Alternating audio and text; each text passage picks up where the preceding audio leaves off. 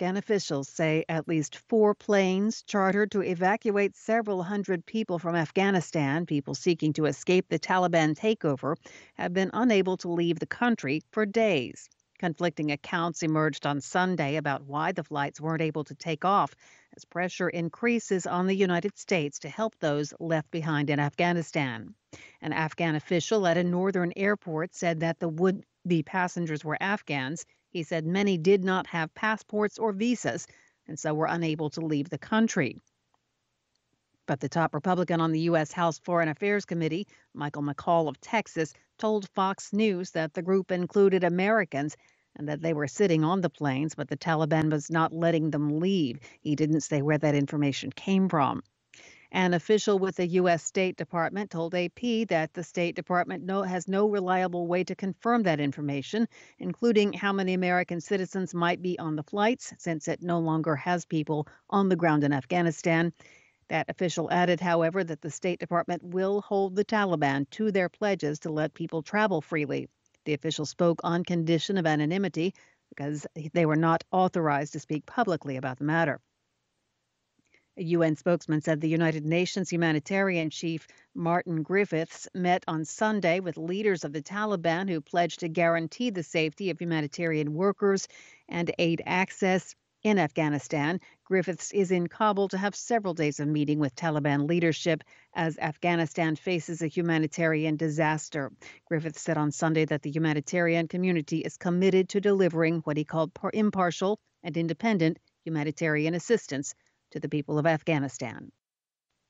Soldiers who staged an uprising in Guinea's capital on Sunday said on state television they've dissolved the West African nation's government and constitution and closed all land and air borders. However, Guinea's defense ministry said an attack on the presidential palace had been repelled. Fighting broke out near the palace on Sunday morning, with several sources saying an elite National Army unit led by a former French legionnaire was behind the unrest. Unverified videos on social media on Sunday afternoon showed President Alpha Conde in a room surrounded by Army Special Forces. Conde's whereabouts were not immediately clear. He won a third term in October after changing the Constitution to allow him to stand for president again. Despite violent protests from the opposition, this has raised concern of further political upheavals in a region that has seen coups in Mali and Chad in recent months. The group behind the annual Tiananmen Square Memorial Vigil in Hong Kong said on Sunday it will not cooperate with police conducting a national security investigation into the group's activities, calling it an abuse of power. Police notified the group last month that it was under investigation for working for foreign interests. That's an accusation the group denied. The investigation is part of a broad crackdown on Hong Kong civil society following mass pro-democracy protests in 2019. Authorities have tightened control over the city with a sweeping national security law imposed by China's ruling Communist Party that effectively criminalizes opposition to the government. The law and other changes have forced several civil organizations to disband or have seen their leaders arrested. Brazil's World Cup qualifying match against Argentina was suspended shortly after it began on Sunday after a group of Brazilian public health officials interrupted the game to demand that 4 of Argentina's players be placed in quarantine after breaching COVID-19 protocols. The health officials actually came out onto the pitch, throwing the game into chaos. The 4 Premier League players were accused of failing to disclose they had spent time in the United Kingdom in the 14 days prior to their arrival. A government order dating from June 23rd prohibits the entry into Brazilian territory of any foreign person from the United Kingdom, India, or South Africa to prevent the spread of variants of the coronavirus. And indigenous groups urged world leaders on Sunday to back a new target to protect 80% of the Amazon basin by 2025, saying bold action is needed to stop deforestation, pushing the Earth's largest rainforest beyond a point of no return.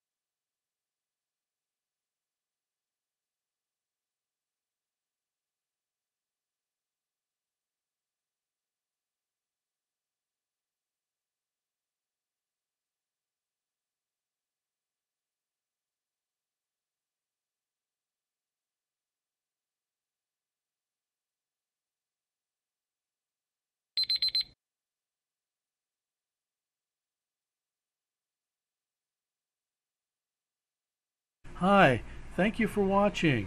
I hope the videos are useful for you. Please subscribe to my channel using the button below.